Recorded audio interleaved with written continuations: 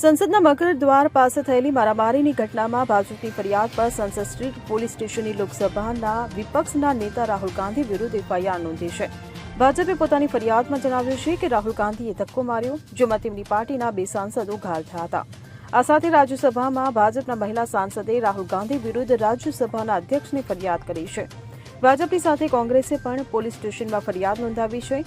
જો વાત કરવામાં આવે તો બંધારણના ઘડવૈયા ભીમરાવ આંબેડકરના કથિત અપમાનને લઈને ગુરુવારે સંસદ ભવનના મકર ગેટ પાસે સત્તાધારી પક્ષ અને વિપક્ષના સભ્યો સામસામે આવી ગયા હતા.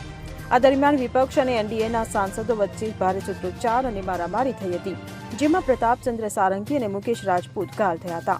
આ મામલે ભાજપે રાહુલ ગાંધી પર હુમલા અને ઉશ્કેરણીમાં સામેલ હોવાનો આરોપ લગાવ્યો છે. આ સાથે હત્યાનો પ્રયાસ અને અન્ય આરોપો પણ લગાવવામાં આવ્યા છે.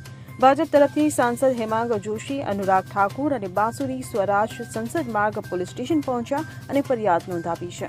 Bureau report CN24 news. હવે જુઓ દેશ દુનિયાની તમામ ખબરો તમારી આંગળીના ટેરવે. ઉઠાવો મોબાઈલ અને Google Play Store પરથી ડાઉનલોડ કરો અમારી CN24 ન્યૂઝ મોબાઈલ એપ.